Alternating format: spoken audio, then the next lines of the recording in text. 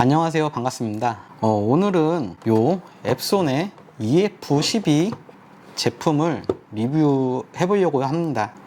그 전에 말씀드릴 건 이제 저는 전문 유튜버도 아니고 프로 이제 리뷰어도 아니기 때문에 영상에서 이제 영상 퀄리티나 또는 이제 말할 때 말이 좀 씹히는 부분, 좀 그런 부분들이 많이 있을 거예요. 말이 씹히거나 좀 그런 부분들에 대해서는 양해를 좀 부탁드립니다. 이제 이 영상은 앱손으로부터 소정의 원고료를 지원 및 제품을 대여받아서 직접 체험한 후 작성되는 영상이고요. 이 영상에 대해서 이제 이 제품에 대해서 이제 한번 소개 한번 해보도록 하겠습니다.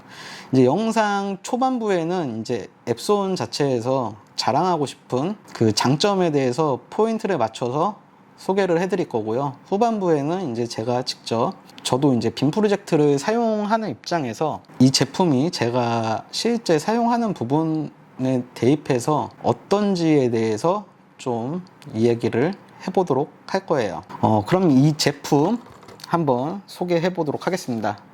이 제품은 앱손에서 2021년에 출시한 EF12 스마트 미니 프로젝터입니다. 그래서 이제 기간은 지금 현재 2022년이라 출시된 지 좀 어느 정도 기간이 지났지만 현재 출시되고 있는 타사 기종 대비 나쁘지가 않고 오히려 괜찮은 편에 속하기 때문에 그래서 이제 또 저도 이 제품에 대해서 많이 궁금했었고 어떤지 보고 싶어서 기회가 돼서 이제 제품을 대여받아서 이제 리뷰를 작성하는 거고요. 앱손의 이 EF12 스마트 미니 프로젝터는 가로 세로가 이제 17.5cm, 두께 12.8cm, 이 두께는 12.8cm입니다.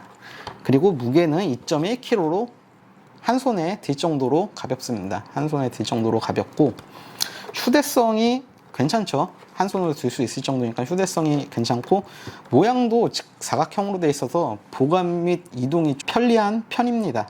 그래서 이제 실제적으로 내장 보조 배터리는 장착되어 있지 않지만 이제 캠핑 가셨을 때 쓰기에도 전기만 있다면 쓰기에도 상당히 괜찮은 제품인 것 같고요.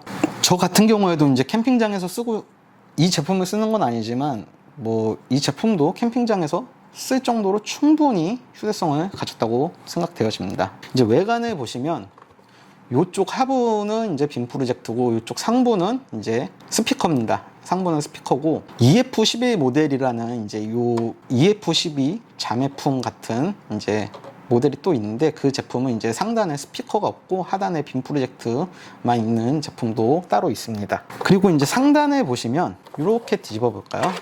이렇게 뒤집어 보시면 요쪽에 상단에 보시면 이쪽에 이제 버튼이 되어 있고요. 이 상단 부분은 플라스틱으로 되어 있지만 이제 가죽 무늬를 띠고 있어서 검은색 가죽 무늬를 띠고 있어서 상당히 고급져 보입니다. 거기다 이제 테두리도 금색이어서 디자인적으로는 상당히 괜찮고 고급져 보이고 심플합니다. 그리고 이제 스피커는 패브릭 소재로 되어 있기 때문에 디자인만 봤을 때는 상당히 괜찮은 편이고요. 이제 앞쪽을 보시면 렌즈가 있고요. 렌즈가 있고 이쪽에는 오토 포커싱, 오토 키스톤을 하는 센서가 달려 있습니다. 그리고 이제 측면에 보시면 한쪽에는 이제 통풍 팬이 있고 또 반대쪽 측면에 보시면 이렇게 포트가 나열되어 있는데 위쪽부터 보시면 이제 USB A 타입으로 되어 있어서 USB에 영화나 뭐 영상을 담아서 플레이 해 보실 수 있고요. 옆에는 이제 HDMI 포트가 있어서 두 개 있습니다. 두 개 있고요. 한 가운데 포트는 이제 AIC 기능이 탑재되어 있고 한 포트는 그냥 HDMI 기능만 되어 있고 그 아래쪽 보시면 이제 USB 미니 B 타입이 있는데 요거 같은 경우에 펌웨어 업그레이드용으로 사용하시면 되고요. 그 옆에는 이제 3.5mm 오디오 잭이 나와 있고 가장 아래쪽에는 이제 DC 전원 포트가 따로 있습니다. 뒷면에 보시면 아무것도 없어요.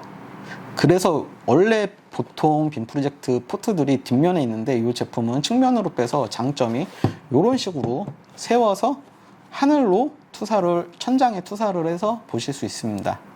저 같은 경우에 이렇게 아마 영상에서 보시는 것처럼 사용하면 될 것 같습니다.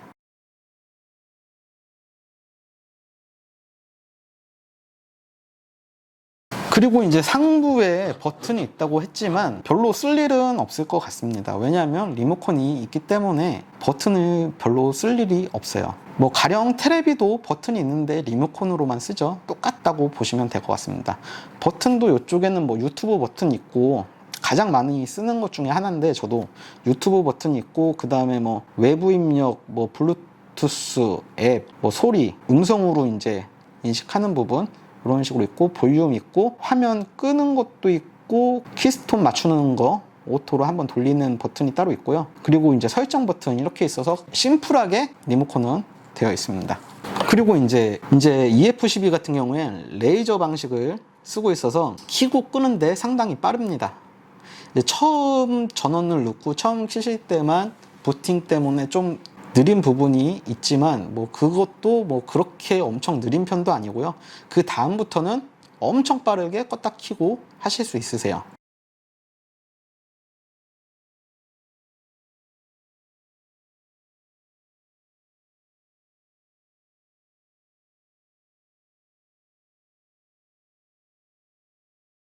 그리고 램프의 수명은 2만 시간입니다. 2만 시간으로, 최대 2만 시간으로 이제 쓰는데 큰 별 무리 없이 오랫동안 쓰실 수 있으실 것 같고요.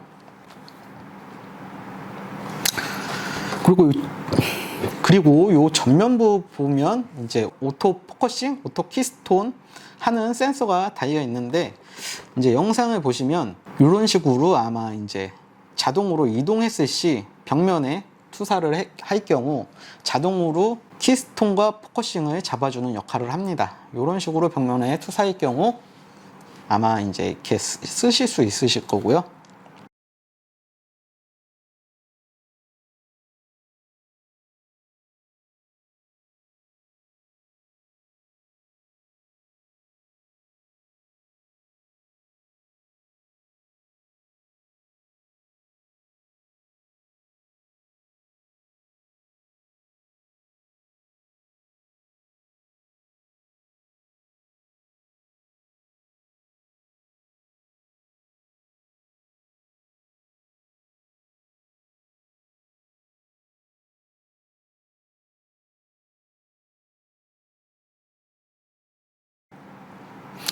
저 같은 경우 솔직히 이제 100% 원하는 만큼은 되지 않기 때문에 정확한 편이긴 하지만, 제가 원하는 방향으로까지 되는 부분은 아니기 때문에 수동으로 잡고 있긴 합니다. 수동으로 잡고 있긴 한데, 수동으로도 충분히 기능들이 다 편하게 되어 있기 때문에 보시면 될 거고, 실제로 수동으로 키스톤을 맞추실 경우에 이제 지금 영상 보시는 것처럼 이제 사각 방향에서 따로따로 조절을 하셔서 키스톤을 맞추실 수 있고요.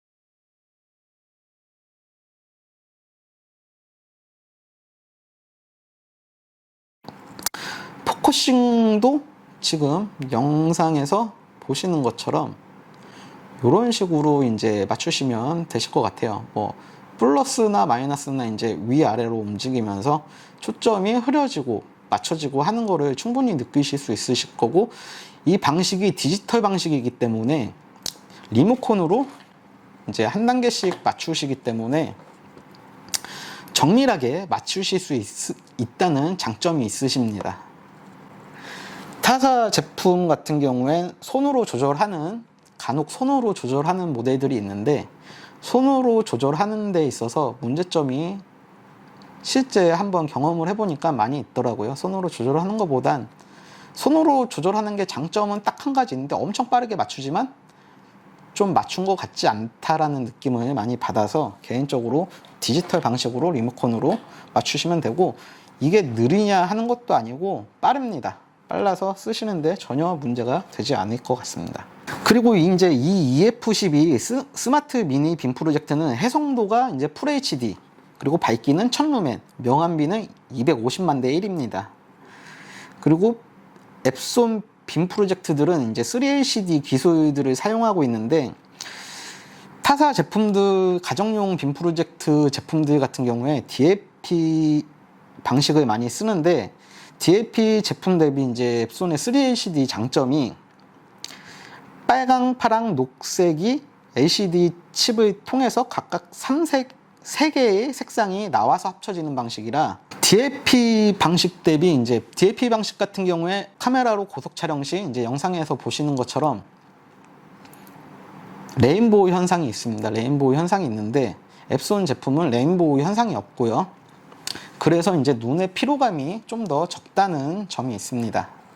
그 다음으로는 이제 밝기에 대해서 이제 좀 전에 1000루멘이라고 말씀드렸는데, 보통 빔 프로젝트 보실 때 저도 그랬지만 보통 안시라는 단위를 많이 강조를 합니다. 안시라는 단위를 많이 강조를 했고, 저 자신도 안시가 좀 높아야지 루멘은 아니다라는 생각을 했는데, 이 제품을 보면서 지금 영상에서 아마 보여드릴 건데, 타사 1000안시 제품, 뭐 아무 제품이나 쓴 게 아니라 국내에서 그래도 많이 팔리는 이름 있는 회사의 1000안시 제품과 비교했을 때도 밝기가 떨어지지 않고요.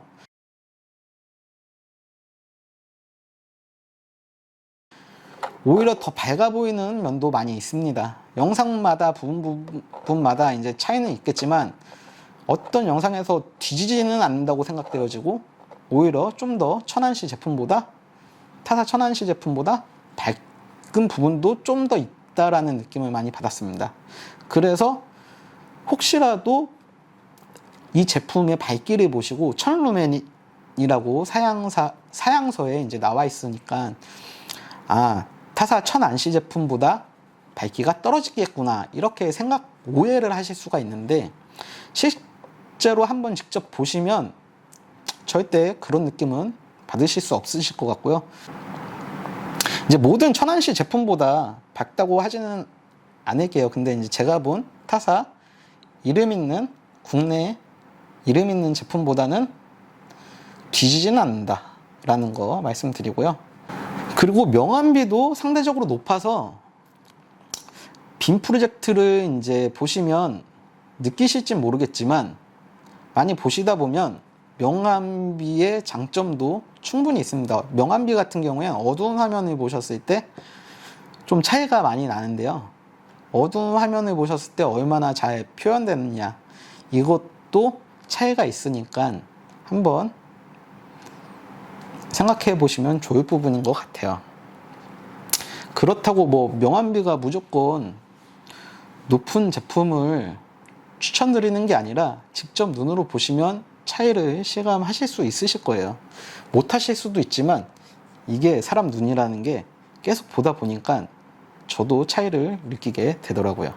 그리고 이제 EF12 스마트 미니 빔 프로젝트, 이 제품은 이제 이름에서도 스마트 미니 빔 프로젝트라고 쓰여 있듯이 안드로이드 기반 OS를 탑재하고 있고요. 이제 이런 식으로 이제 유튜브나 뭐 여러 가지 OTT 서비스를 이용하실 수도 있습니다. 뭐 여러 가지들이 있겠죠. 여러 가지들이 있는데 구글 플레이 스토어도 지원을 하고 있기 때문에 다운 받으셔서 쓰시면 되고요. 여러 가지 기능들을 쓸 수 있는데, 단지 핸드폰에 있는 모든 안드로이드 서비스를 다 이용하실 수 있는 건 아니고, 요 빔 프로젝트 자체는 이제 스마트 TV로 들어가서 스마트 TV에서 구현되는 안드로이드 TV용 그 어플리케이션을 쓰실 수 있으십니다. 그리고 이제 단점으로는 웬만한 OTT 서비스가 다 있지만 넷플릭스는 없는 것 같더라고요. 그게 이제 단점으로 꼽히는 부분 중에 하나고요. 그 외에는 어지간한 거 다 있습니다. OTT 어지간한 거 다 있습니다. 그리고 이 제품은 이제 안드로이드 OS가 탑재되었다고 말씀드렸는데, 안드로이드 OS를 이용해서 구글 쓰시면 이제 핸드폰을 이제 구글 안드로이드 핸드폰을 쓰신다면 미러링 기능도 이렇게 화면처럼 쓰실 수 있으시고요. 개인적으로 미러링 기능을 엄청 많이 쓰고 있진 않지만 안 쓰는 것과 되면서 안 쓰는 것과 애초에 안 되는 거는 차이가 있다고 보여집니다. 그 외에 이제 캐스트 기능이 있는데요. 캐스트 기능은 어떤 기능이냐면 요 핸드폰 유튜브를 보실 경우에 유튜브에서 바로 요 핸드폰의 윗부분에 이제 테레비 모양 같은 모양이 있는데 그 모양을 누르시면 바로 그 핸드폰에서 내가 보고 있던 화면을 미러링이 아닌 그냥 바로 빔 프로젝트에서 틀어주는 효과가 있습니다. 그래서 실제적으로 유튜브 영상이나 뭐 왓챠, 뭐 웨이브 이런 영상들을 티빙 뭐 이런 영상들을 보실 때 솔직히 스마트 TV도 마찬가지겠지만 리모컨으로 검색하기가 솔직히 쉽지는 않습니다. 쉽진 않은데 캐스트 기능을 이용하면 핸드폰으로 검색을 다 하시고 바로 그거를 스마트 빔 프로젝트에 보내시면 바로 빔 프로젝트에서 내가 보고 싶은 거 빠르게 검색하는 시간을 좀 더 단축하실 수 있으세요. 그런 장점이 있습니다. 그 외로는 미러링으로 쓸 때는 영상 보시면서 뭐 핸드폰을 못 한다는 단점이 있는데 캐스트까지 이용하시면 바로바로 빔 프로젝트는 빔 프로젝트대로 영상을 OTT를 이용하실 수 있고 그 외에 이제 핸드폰은 핸드폰대로 쓰실 수 있습니다. 미러링이 엄청 나쁘다는 게 아니라 둘 다 지원된다고 말씀드리는 거고요. 그 외에도 이제 원격 수업 및 재택근무를 하는 가정에서 이제 이 제품으로 앱손 온라인 미팅 어플을 사용하면 줌을 연동해서 원격 수업 및 회의를 대화면으로 진행하실 수 있습니다. 뭐 물론 카메라와 마이크는 따로 구매를 해야 되시겠지만 빔 프로젝트로 크게 화면으로 뭐 미팅 하실 수 있고요. 그 다음으로는 처음에 이제 외관에서 말씀드린 건데 요 상단 부분이 이제 야마하 스피커, 야마하로 튜닝된 스피커입니다. 이렇게 야마하가 써 있는데 스피커 음질 자체도 빔 프로젝트 중에서도 최상급을 달린다고 생각되어지고요. 맥시멈 볼륨 이것도 은근히 중요한 것 같더라고요. 사운드가 충분히 집에서 최대로 트지 못할 만큼 나옵니다. 이제 최대로 트지 못할 만큼이란 건 어떤 기준이라고 말씀드리냐면 이제 저 같은 경우에 아파트에 살고 있는데 이거 최대로 키고선 생활을 해도 되나? 윗집에 층간소음이 올라갈 것 같은데 라는 생각이 들 정도의 그 볼륨 크기는 나오고요. 음질 또한 상당히 좋습니다. 상당히 좋아요. 상당히 좋아서 따로 뭐 스피커를 굳이 구비하셔서 들으실 필요 정도까지는 없을 것 같습니다. 당연히 뭐 30만원, 40만원짜리 스피커 이런 거 따로 외장형 스피커보다는 못하겠지만 빔 프로젝트 내장형 스피커 중에서는 거의 최상급이라고 보여집니다.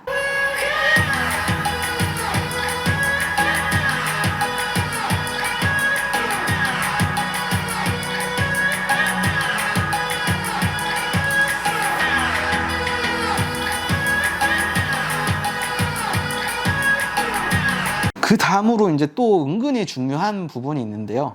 은근히 중요한 부분인데 소음이라고 개인적으로 생각합니다. 소음이라고 생각하는데 가정용 이제 빔 프로젝트에 속하기 때문에 소음 부분도 무시할 수 없습니다. 이제 영화 감상이나 무언가를 감상하실 때 소음이 나면 엄청 문제가 되는 부분이 있어요. 근데 이 제품 같은 경우에 제조사 스펙 기준으로 22dB로 되어 있고요. 직접 들어보시면 귀를 이렇게 가까이 대서 옆에서 듣는 거 아닌 이상 들리지 않습니다. 지금 에어컨보다 소음이 작고요. 선풍기보다 작고 공기청정기보다 소음이 작습니다. 제 집에서 쓰는 그 정도로 작고 뭐 이 정도만 돼도 50cm만 떨어져도 안 들립니다. 30cm 이 정도까지는 뭐 약간 들리고 가까이 되면 들리고 그 정도라 거의 안 들린다고 보셔도 될 것 같아요. 이런 식으로 이제 많은 장점들을 보았는데요. 단점은 이제 하나만 말씀드렸죠. 단점은 하나만 말씀드렸고 이제 제조사에서 이제 그 자랑하고 싶은 포인트에 맞춰서 제가 말씀을 드렸는데요. 그 외에는 이제 단점 하나만 더 말씀드리고 이제 제 사용 기준에 대해서 말씀드리도록 하겠습니다. 단점 중에 하나가 이 제품 자체가 단점이 그렇게 많이 없어요. 단점이 그렇게 많이 없는데 하단의 부분 보시면 홀이 거의 없는데 이 장점 또 중간에 하나 말씀드리겠습니다. 이게 제가 전문 유튜버가 아니기 때문에 생각난 김에 말씀드리는데 이런 식으로 제품을 세워서 어느 정도 각도를 변경해서 보실 수 있는 장점이 있습니다. 휴대하실 때 그런 식으로 줄여서 쓰실 수 있고요. 각도도 충분히 어느 정도 좀 나옵니다. 없는 것보다 있는 게 낫기 때문에 그렇다고 뭐 이게 허접하게 되어 있는 건 아니고 충분히 되어 있고요. 단점으로 이제 하나만 말씀드리면 이제 아까 전에 말씀드렸던 이제 넷플릭스가 없다는 거 그거 하나 단점이고요. 그리고 또 하나의 단점은 이제 하단 부분 보면은 이제 삼각대에다가 설치할 수가 없습니다. 삼각대에다 설치할 수가 없기 때문에 보통 요 가운데 부분에 이제 홀이 있어서 삼각대 설치하는 홀이 있어서 이제 나사를 쪼을 수 있게끔 돼 있어야 되는데 그런 부분이 없어요. 근데 이제 앱손 제품 자체적으로 밑에 이제 그거를 그 부분을 해소할 수 있는 요 브라켓이 따로 있어서 브라켓을 구매하시면 되고요. 브라켓 가격은 한 인터넷가 기준으로 25,000원 정도밖에 안 하기 때문에 뭐 그렇게 큰 부담이 되실 정도는 아니실 것 같아요. 그 브라켓만 사용하신다면 뭐 이 단점은 충분히 커버하실 수 있는 부분이기 때문에 말씀드리는 거고요. 그 외에 이제 실제 저도 이제 빔 프로젝터를 많이 쓰는 사람으로서 뭐 엄청난 많은 제품들을 써본 건 아니지만 실사용자로서 이제 제가 쓰는 부분에서도 어느 정도 만족할 수 있느냐에 대해서 이제 써보도록 하겠습니다. 실제로 밝기 부분에 대해서 말씀드릴게요. 이제 영상으로 아마 나갈 건데 이런 식으로 저 같은 경우에 닌텐도 게임을 합니다. 근데 이제 타사 어떤 제품을 써보니까 이제 보통 게임 같은 경우에 요 HDMI 포트를 이용해서 사용하죠. 근데 어떤 타사 제품 같은 경우엔 HDMI 연결하니까 화면이 잘리는 현상이 있는데 뭐 이 제품은 그런 현상은 없고요.